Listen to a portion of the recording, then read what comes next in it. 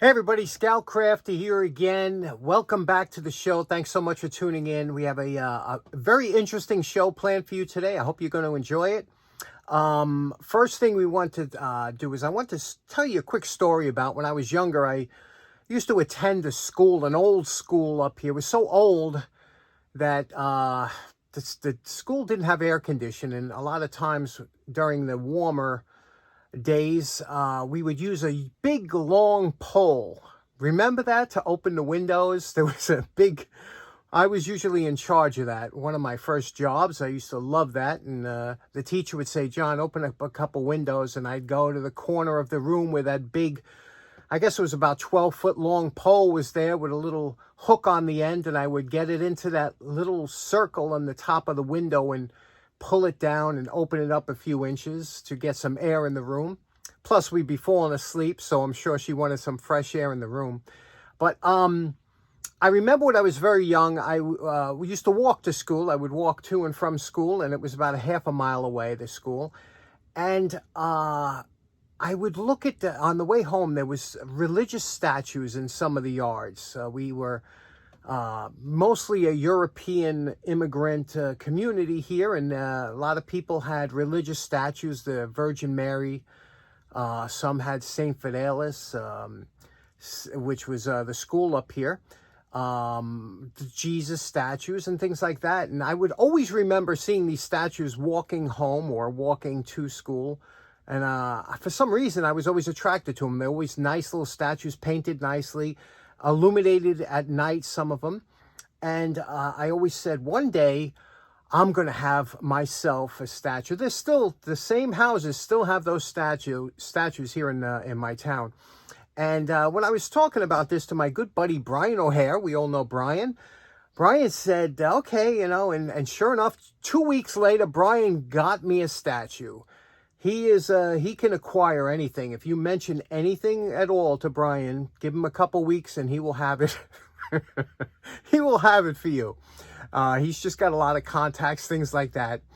But I had this now for over a year, and I said, I want to do it upright. So that's what we're going to start with today. We're going to get this statue up and running.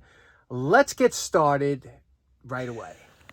Okay, this is what we're starting with. This is what the statue looked like that Brian brought over here. You could see it was just the exposure to the elements, a little bit of dirt. So the first thing we're going to do is we're going to scrub it down with some water and some Comet, and then let this dry in the sun for a little while. But it doesn't matter if it's dry because we're actually going to wet it before we paint it. So we're just getting it clean now. Okay, next up we're going to make up a primer wash. And what a wash is, the difference between a wash and a regular primer, usually a wash is the thinner base, which means it's watered down. And it stretches the paint, it also goes on easier. And you could obviously water soluble paint like acrylic paint down with water. Or if you're using oil-based finish, you thin it out with a mineral spirits or something like that. But just to give it a thinner texture, and it'll brush on much easier. This is 25-plus-year-old Pratt & Lambert exterior semi-gloss white base. It's just a white plate. This is great stuff. Now, I have my paints a long time because I just open it up for a second, take whatever I need, seal it up, and leave it. When you keep opening and closing it and the air gets in there, you get that skin or whatever, just leave it. This thing sits in the back of the basement. But I'm going to transfer what I think I need into this container, clean container, and how I do it so I don't get that drip like I had here last time. You take a cup like this, and when you open this up, you dip the cup in, you dump it into whatever container you're going to use, as many as you need. I'm only going to need about 3 cups to do what I'm doing today. And the container, make sure your container is whatever brush you're using, that you can get your brush into that container. Normally I like to put this in a jar with a lid, a screw lid, but because I'm using this wide bristle brush, I needed a wider container. So let's do that. Here we transferred the paint. You could see this is a thick paint, and the reason they make paint a lot of times thick like this is so you get good coverage, meaning when you place the paint onto the item, you don't see through it.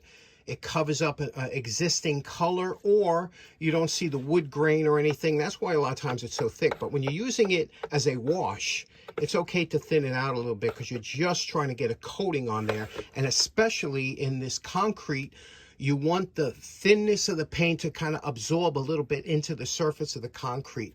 Concrete don't really do well with paint. They do okay with stains, not good with paint. Paint, if I was to just put it on without kind of wetting the surface or prepping the surface, a lot of times it'll just flake off after a while.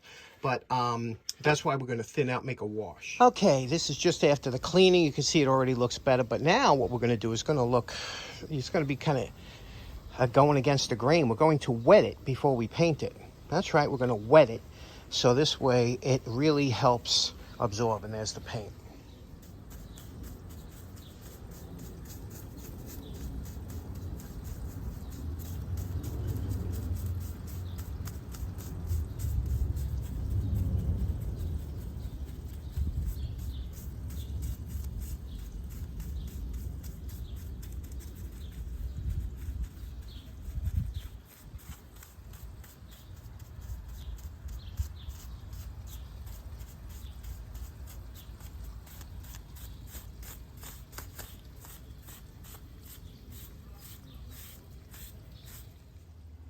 Now, I know today most people prefer spray painting and whatnot. It does have its place in certain things, but for speed and whatnot. But nothing beats a brush paint job. And I enjoy brushing it. There's a satisfaction to brush painting something. And this was a great project to use a brush on. Okay, now the paint is dry. Now I took the remainder of the white that was in here and I mixed in some ultramarine blue. You see that? So it's going to make it a sky blue, and we're going to paint that sky blue now. I also modified one of my old brushes by putting a rubber band here. I should really use a round brush, but that'll help get into the areas over there. Let's do that.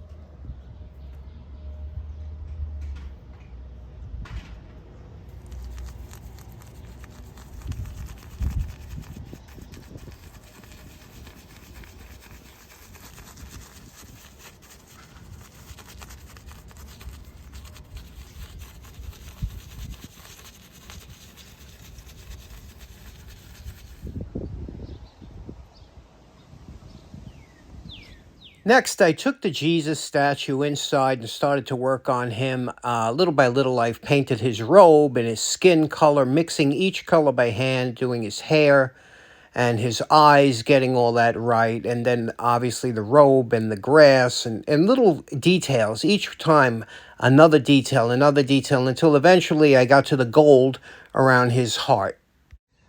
Okay, this is the area we want to put it in. It's under this 100-year-old, I think it's a rhododendron or something, but I cut off one of the branches over there to give it a nice pocket here, and I have these two cement pavers and a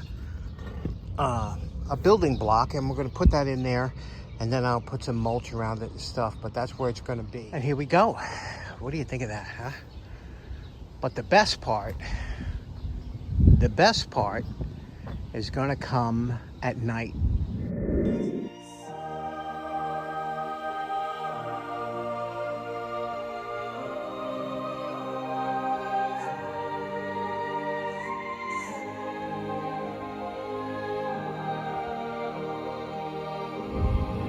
Next up, special thanks to our buddy Frank Palacia. You know, he's a big supporter of the show. Frank sent me a bottle of extra virgin olive oil, but what's so special about this is where it came from. This came from the Verrazzano Castle over in Italy. And the Verrazzano is a big name here in New York. There's a bridge, actually, that connects Brooklyn with Staten Island, the Verrazzano Bridge. Verrazzano, Giovanni Verrazzano, was the discoverer of the Bay of New York. He's the one that discovered much of New York around here back in like 1520s or something. And but their castle goes back to, I believe, 1150. And they are known as a winery over there, but they make some of the best olive oil in the world, and I'm excited to try this. So Frank, thanks very much for that. Okay, next up, you remember we did this drill a couple weeks ago, and I had I didn't have a Torx driver. I had to go get my dad's dedicated Torx driver because I have the barrel type, the adapter type, and it wouldn't fit in there. Well, a good friend of the show by the name of David Spinney, 2023, said, "Hey, John, you know, in a pinch, you could use a Allen key or hex driver to do it." And I was like, no way, no, you can't. Have I not known this? Anyway, I went in and I checked it out. This one's the closest one that fits here, and you could see it does indeed engage and will work on here. Now, it's not a super tight fit. There is a little bit of a play, and I tried the metric and I couldn't get a metric one that's close, but I don't know if this will strip out, but it does work. I mean, in a pinch, have you ever heard that before? An Allen key to use it in a Torx, just in a pinch. Again, if it was real tight, I don't know if I would trust it a bit, because there is some, it's not a perfect fit, but definitely would get me through. So, David, thanks so much for that. That's an interesting thing. I never knew about that. Okay, next up, we all know Morris Logan, right? The name is synonymous because he was the inventor of the zip tie or cable tie, or what he called tie wrap. Invented it in the late 50s, got a patent on it, and we've been using these things ever since. These are synonymous with wrapping up cables and wires and things like that. A very interesting invention. Hasn't changed too much since his original invention, although he had a metal track in here in the original one. And but they are used all over the place, and they've become very inexpensive, and so a lot more people are using them. But what I found interesting is I had to use them the other day, and when I did it, you know how most of us, you pass the zip tie through, and then we want to use usually a some kind of cutter to cut this off here, and when you do, it leaves this really sharp, pointy, that if you touch this, this will cut you, because no matter how hard you press down, this is as close as you can get. So they invented, mostly for the cable tie, but they came out with something called a flush cut, and which looks similar to this. This is kind of a, I gave a couple of these away at the Jacktown. Flush cutters here, you can get closer to here because of the way it's cut, and then cut it down, and it will leave it very, very, you don't even feel it. And this one's an actual good one. Again, inexpensive. I bought, actually, I think I bought 10 of these when I bought them on Amazon. But you can see what happens when you cut it here like this, boom, and there's no more sharp area. And that's what you want, because if ever you've reached into something and got scraped with one of these, you've been cursing, you're still cursing. But there are a bunch of special tools for this, and me, because I just been introduced to Tsunoda. Check this out. Look at this. This is a Tsunoda. It's made specifically for this kind of cable. Let me show you how this works. Now, what makes the Tsunoda so much, and again, made in Japan, wonderfully made tools they make here, beautiful handles. Just look at this thing. Look at the machining on here, and it's just beautiful. So what this has different from this one here is this has a puller on it, or if you notice when I open it up, on the bottom 1/3 of the jaw is a serrated, just like a pliers. It will not cut. It's meant to pull. And the top 2/3 is the cutter, the flush cutter. So let me show you how you would use it. You would, let's say you had the cable tie comes through here, you would grip the bottom part here with the pullers, and you could rock it. Just because of the way this is curved, you could rock it to the right here, and it will tighten up on there. And then when you do, you bring it down a little bit, and you cut it with the cutters. And when you do, again, you get that perfectly flush cut on here. And this is made to last a lifetime because of the, you could see the thickness. Where these, they dull out somewhat quickly. But these are great, you know, again, they're cheap. But what do you think of that, huh? Let me show you again how this would work around in real life. Okay, to demonstrate how this works here, we're going to wrap this around this toothpick jar here. You can see when you pull this up and you zip tie it like this, you can see we still got some movement here, right? You know, up and down. If you want to make it real tight and you pulled on it like this, we still have a little bit of movement up and down. It's hard to get real tight. Whereas if you take this, you go, first I like to cut a little bit off here. So, and then take the bottom here, get close, and then rock it to the right, okay? And when you do, you see what happens, how tight we can get this here. Now, that is, we're not moving this. This is really tight on here. I could probably break the plastic, but you can see how tight that is up there. Very nice, huh? And then you could cut it off again. Just a nice pair. Tsunoda, if you're in the market for one of these close cutting shears, this one's a real good one.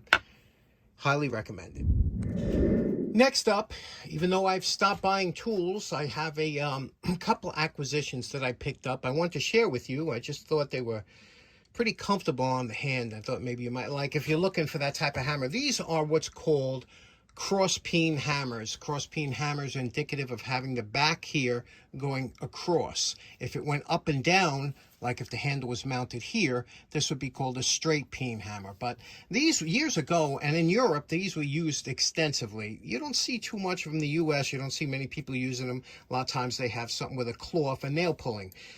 I like these type of hammers, the balance, I like, and the fiberglass handles. Now, again, this isn't a hammer you're going to be wailing on or using heavy, because if you do, you don't want a fiberglass handle. This is meant for kind of light duty, medium duty, but you don't have to worry about them loosening up, and it's very comfortable. This one here is a company called Kasibi. They make a lot of tools, woodworking tools, things like that. Good company. A nice head, high carbon steel. Again, very comfortable handle, comfortable in the hand. I like a thinner handle. And the S-wing here, this one here is a 2.5 pound, 2.5 pound.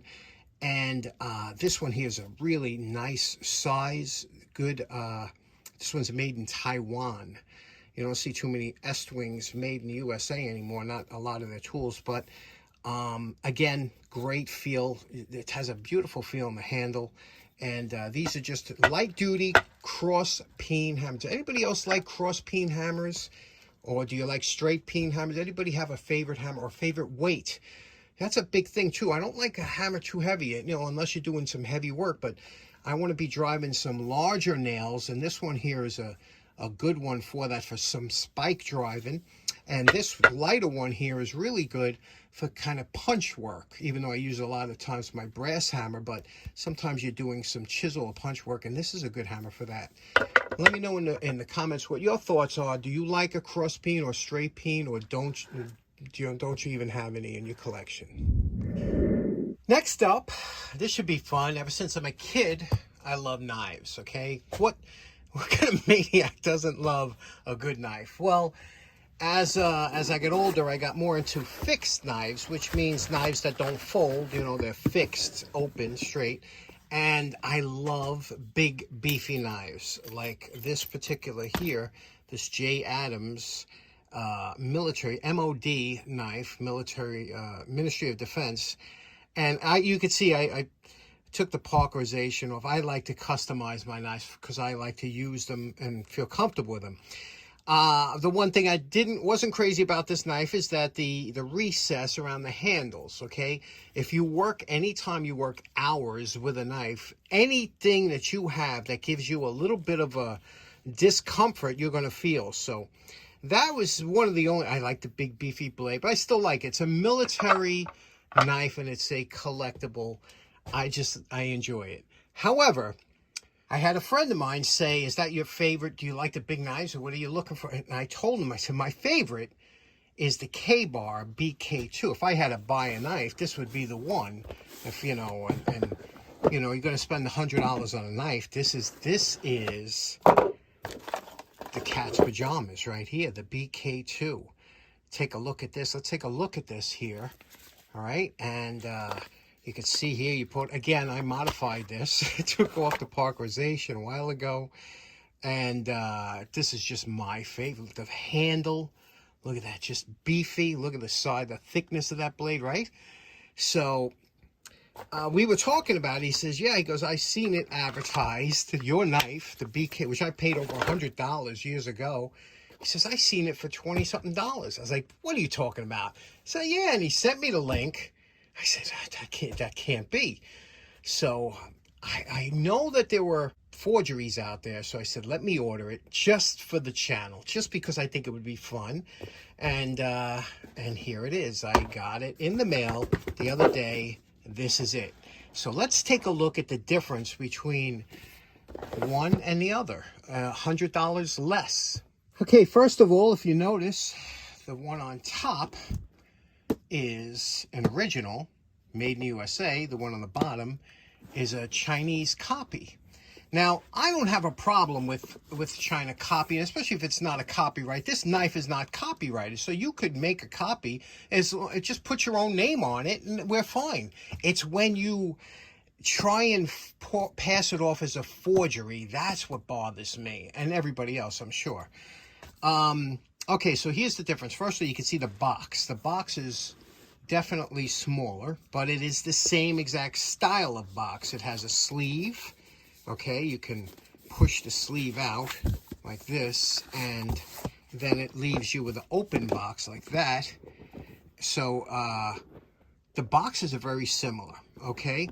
It also says K-bar only in New York, which this obviously is not made in only in New York. This one is. Let's take a look at the two knives together. Now, by the way, I paid like $22 in shipping for this, the clone. Okay, and you know, again, an open mind. Let's take a look and see the differences here. They're very, very similar. In fact, if you didn't have an original or know what the original was like, you might be kind of a little taken, which I'm sure a lot of people were. Let me show you some of the differences I noticed right off the bat of the differences. Number one, you see here these little hexagon cutouts. Well, if you look, the nut is much smaller than the hexagon cutout, meaning it looks like it could turn within it. Can you see that? Whereas with the original, you notice that kind of fits in there snug so that it doesn't spin in there. That's the whole idea of having that recess, right? So that's one thing. Secondly, let's the sheets are nice. They're Kydex, right? Again, pops right off with your thumb, which I love. Let's do this one here. Same thing. This one's a little bit tighter, but again, pops off. Now, remember, I did modify it. It did come with a parkerized or some kind of blackening. It wasn't as shiny as this one is. Okay, let's take a look at what we got here. First of all, right off the bat, I knew right away when I pulled this out, the grinds are different. The grind is how the knife bevel is cut, and you can see here this is a flat grind. They got, it's like a double grind. It's a flat grind with a micro grind here. Okay, so it's flat. This is flat. This is a hollow grind. You can see the light reflecting. So in the field, this is a much harder, you know, a grind to keep, but it's and this is a stronger, the what they call Scandinavian, more or less, the flat grind with a mic. That's a much stronger bevel grind. So that's one. Again, is it a deal killer? No. Let's take a look at something else here. Thickness of the blade.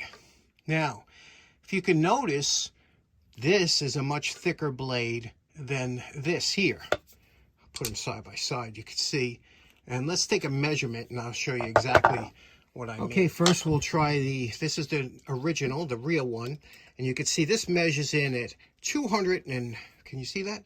250 thousandths. That's a quarter inch. That's a quarter inch thick piece of steel. This one here, now, there's the quarter inch right there, right? You see it? This measures in at 187 thousandths. So it's quite a bit thinner than the quarter inch stock. Again, is it a deal killer? No, I mean, you're not going to break this, but you're definitely not going to break this one. But I don't see you breaking this in the field. Again, for 20 bucks, it's well worth it, but I'm just showing you the differences. Now, this is, to me, this would be the one that I can't live with. Could live with a lot. Now, remember I was telling you about here? Look at the top here.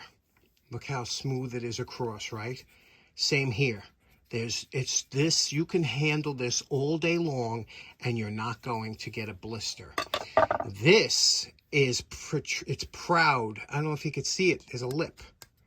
It's proud here and it's proud, very proud here. You handle this all day, these edges will rip right into your hand.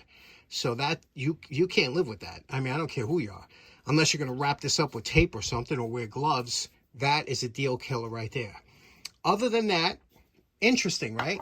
So what I'm going to do today, okay, since I already showed this to you, what I'm going to do today is I'm going to make this a usable knife for me by taking off this excess material that's proud of the scales.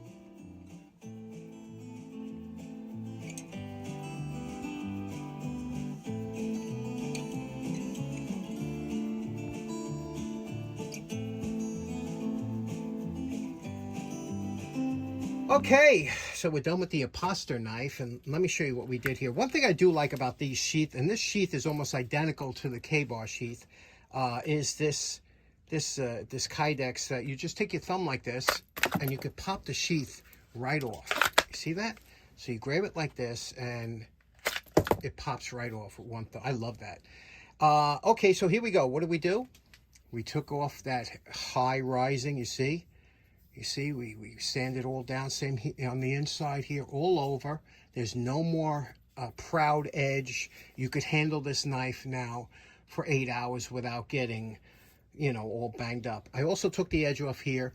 I know the guys with the ferret rods, they get all upset with it, but for me, personally, I like a smooth edge here because I do a lot of draw knife, things like that in the woods, and I don't want anything that's sharp can give you an injury or could wear on you, and that's what you don't want. But doesn't that look like it's been in your hand for many years? So when it comes to, what do you think about the Imposter? Well, I got to tell you something. I would love it if they didn't put the Becker name on it, you know, if they would just put their own name on it, which you can buy Chinese knives. I think Hemu, H-E-M-U makes one that says Hemu. It don't even say Becker on it, just says Hemu, and it's the same knife. Why don't they do that? Don't be an Imposter. That's the only thing that kills. Other than that, for the money, for $20, it just needs to work. It's unusable out of the box for me with that high ridge. But if you could take the time and customize a little bit for yourself like I just did,